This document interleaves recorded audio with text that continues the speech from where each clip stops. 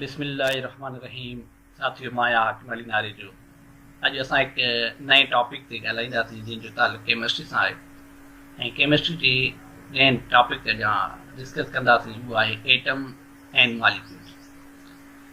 अञा ख़बर आहे साथियों त एटम्स ऐं मॉलिक्यूल नंढड़ा केमिकली अहिड़ा ॿ टॉपिक आहिनि जिन ते केमिस्ट्री जो बुनियादु आहे। सो साथियों, ही नंढड़ियूं माकूड़ियूं आहिनि जेके खाधे जा ज़रड़ा पंहिंजे घर जे तरफ़ ॾे खणी वञी रहियूं आहिनि। तव्हां नोर कयो हूंदो, जेको नंढड़ो ज़रड़ो खाधे जो हूंदो आहे, इनखे बि जेकॾहिं असां खूर्दबीनी जे ज़रिए वधीक बारीकी सां वधीक तवजह सां ॾिसंदासीं त उहे बि अञा वधीक नंढड़नि ज़रड़नि जा ठहियल हूंदा आहिनि जिन खे असां एटम चवंदा आहियूं। एटम उहो नंढे में नंढो ज़रड़ो हूंदो आहे जंहिंमें एलिमेंट जूं समूरियूं ख़ासियतूं मौजूदु हूंदियूं आहिनि।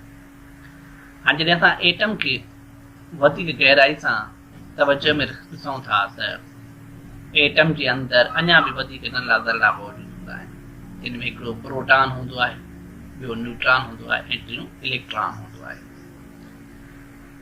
ऐं प्रोटॉन एटम जे अंदरि उहो नंढो ज़रड़ो हूंदो आहे जेको न्यूक्लियस में मौजूदु हूंदो आहे ऐं न्यूट्रॉन बि हुन सां गॾु उते मौजूदु हूंदो आहे।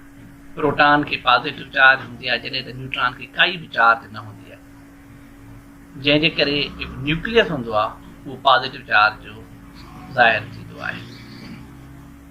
ऐं इन पॉज़िटिव चार्ज हुजण जे करे प्रोटॉन ऐं न्यूट्रॉन जे गॾियल लिंक जे करे असां हिनखे न्यूक्लियॉन बि सॾींदा आहियूं। उन खां पोइ न्यूक्लियस जे ॿाहिरां जेके नंढड़ा ज़रड़ा मुख़्तलिफ़ ऑर्बिटल शेल में घुमनि था उनखे इलेक्ट्रॉन चवंदा आहियूं, जंहिंखे नेगेटिव चार्ज हूंदी आहे। हाणे जेकॾहिं असां कंहिं बि एटम जे अंदरि मौजूदु इलेक्ट्रॉन जी तइदाद ऐं प्रोटॉन जी तइदाद ॾिसंदा बि त उहा बराबरि हूंदी आहे। इन जी वजह जे करे नेगेटिव ऐं पॉज़िटिव चार्ज बराबरि हुजण जे करे मुकमल एटम न्यूट्रल हूंदो आहे। साथियों, जॾहिं असां एटम जी शिकिल ते गौर कंदासीं त न्यूक्लियस जे ॿाहिरां मुख़्तलिफ़ शेल ऐं ऑर्बिट हूंदियूं आहिनि जंहिंजी तहक़ीक़ नील बोहर 1885 ऐं 1962 जे विच में ज़ाहिर कई हुई। हाणे जॾहिं असां न्यूक्लियस जे ॿाहिरां मुख़्तलिफ़ इलेक्ट्रॉन जे रिवॉल्व थियण जी कैफ़ियत खे ॾिसूं था पिया त उनजो असां कंपेरिज़न शमसी निज़ाम सां करे सघूं था। जीअं असां गौर कयो आहे त शमसी निज़ाम में सिज उनजो बिल्कुलु विच मर्कज़ हूंदो आहे ऐं सयारा उनजे चौधारी घुमंदा फिरंदा वसनि था पिया। अहिड़ी तरह सां न्यूक्लियस सिज वांगुरु एटम जे बिल्कुलु विच वारो सर्किट पॉइंट हूंदो आहे, जॾहिं त इलेक्ट्रॉन सयारनि वांगुरु पंहिंजे पंहिंजे महवर ऐं पंहिंजे पंहिंजे ऑर्बिट में रिवॉल्व कंदा रहंदा, घुमंदा रहंदा। इन में जेका पहिरीं ऑर्बिट हूंदी आहे, शेल हूंदी आहे, उनखे असां के सॾींदा आहियूं, ॿीअ खे एल ऐं टीह खे एम, ऐं इन तरह सां कंटिन्यू सीरीज़ में ॿिया शेल हूंदा आहिनि। जॾहिं असां एटम जे स्ट्रक्चर जे फार्मूले ते गौर कयूं था ऐं मुख़्तलिफ़ इलेक्ट्रॉन खे रखण जो पैटर्न ॾिसूं था त उनजे लाइ हिकिड़ो फार्मूलो ॾिनल हूंदो आहे जंहिंखे असां चवंदा आहियूं 2n², माना एन ज़ाहिर करे थी ऑर्बिट नंबर खे या शेल नंबर खे। हाणे जॾहिं असां हिनजी कैलकुलेशन कयूं था त के शेल में 2 इलेक्ट्रॉन अची सघनि था, एल शेल में 8 इलेक्ट्रॉन जी तइदाद रखंदी आहे, जॾहिं त एम शेल जेका हूंदी आहे 18 इलेक्ट्रॉन ते मुश्तमिल हूंदी आहे। अहिड़े तरह सां साथियों, जेके एटम जा ॿाहिरियां ऑर्बिट हूंदा आहिनि जिन में ॿाहिरीं साइड जेको शेल हूंदो आहे उनखे असां वैलेंस शेल सॾींदा आहियूं ऐं उन में मौजूदु इलेक्ट्रॉन खे असां वैलेंट इलेक्ट्रॉन सॾींदा आहियूं। साथियों, हाणे असां मॉलिक्यूल ते डिस्कस कंदासीं। ऐं ख़बर आहे मॉलिक्यूल में 2 या 2 खां वधीक एटम पाण में गॾिजंदा आहिनि तॾहिं उहो मॉलिक्यूल ठहंदो आहे।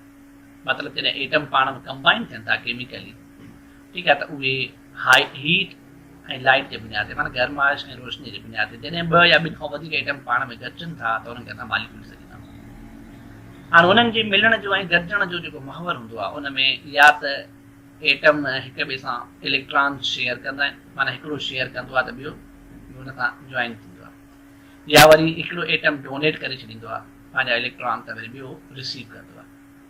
हीअ जेके ॿ मेण ॾिसो था पिया तव्हां, जॾहिं असां हिनखे गर्माइश ते रिझाए करे पाण में मिलायूं था, तव्हां ॾिसो इहे पाण में बिल्कुलु ॻंढिजी वञनि था पिया ऐं हिकु जिस्म वांगुरु लिंक थी वञनि था पिया। एटम बि अहिड़े तरह सां जॾहिं इलेक्ट्रॉन रिसीव करण जे बुनियाद ते या शेयरिंग जे बुनियाद ते जॾहिं पाण में कनेक्ट थियनि था, ॻंढिजनि था, त उहे मॉलिक्यूल जी सूरत इख्तियार कंदा। हाणे जॾहिं केमिकली मॉलिक्यूल जी सूरत ॾिसूं था त हिकिड़ा कोवेलेंट बॉन्ड थींदा आहिनि, ॿिया आयनिक बॉन्ड थींदा आहिनि। हाणे जॾहिं असां एटमनि जे मिलण में ॾिसूं था, जॾहिं हिकु जहिड़ा एटम पाण में गॾिजंदा आहिनि त उहे होमो एटामिक मालिक्यूल सॾिया वेंदा आहिनि। जॾहिं त मुख़्तलिफ़ क़िस्म जा एटम जॾहिं पाण में गॾिजंदा आहिनि त उनखे असां हेट्रो एटामिक मालिक्यूल चवंदा आहियूं। साथियो, हीउ जेको अॼु असां एटम ऐं मालिक्यूल तस्दीर कयोसीं, अचो हाणे हिनजी समरी पढ़ूं। एटम असांजे मुख़्तलिफ़ शयुनि जो बिल्डिंग ब्लॉक यानी नंढे में नंढो ज़रो हूंदो आहे। हुनजे अंदरि प्रोटॉन, न्यूट्रॉन ऐं इलेक्ट्रॉन टे मुख़्तलिफ़ नंढा ज़रा मौजूदु हूंदा आहिनि। प्रोटॉन खे पॉज़िटिव चार्ज हूंदी आहे, न्यूट्रॉन खे काई बि चार्ज न हूंदी आहे, जॾहिं त इलेक्ट्रॉन नेगेटिव चार्ज वारो हूंदो आहे। साथियो, इहो जेको एटम जे न्यूक्लियस जे ॿाहिरि मुख़्तलिफ़ ऑर्बिट में इलेक्ट्रॉन खे रखण जो जेको तरीक़ो आहे, उन फॉर्मूले तहत रखिया वेंदा आहिनि, जंहिंखे असां 2n² चवंदा आहियूं। 2n² जे तहत मुख़्तलिफ़ इलेक्ट्रॉन रखिया वेंदा आहिनि। ॿ या ॿिनि खां वधीक एटम जॾहिं पाण में मिलनि था त उहे हिकिड़े मालिक्यूल ठाहिनि था पिया। हिकिड़ा एटम पाण में इलेक्ट्रॉन शेयर कंदा आहिनि, हुनखे कोवेलेंट बॉन्ड चवंदा आहियूं, ऐं ॿिया उहे जेके हिक ॿिए खे डोनेट ऐं रिसीव कंदा आहिनि त हुनखे असां आयनिक बॉन्ड चवंदा आहियूं। हाणे अहिड़े तरह सां जेकॾहिं सिमिलर टाइप जा एटम पाण मिलनि था त उहे होमो एटामिक मालिक्यूल हूंदा आहिनि। जॾहिं मुख़्तलिफ़ क़िस्म जा एटम पाण मिलनि था त उहे हेट्रो एटामिक मालिक्यूल सॼा वेंदा आहिनि। साथियो, हीउ जेको अॼु असां एटम ऐं मालिक्यूल जो टॉपिक पढ़ियोसीं, इहो उमेद आहे तव्हांखे सम्झ में आयो हूंदो, ऐं इनशा अल्लाह नेक्स्ट वीडियो में असां वधीक केमिस्ट्री जेके टॉपिक ते डिस्कस कंदासीं।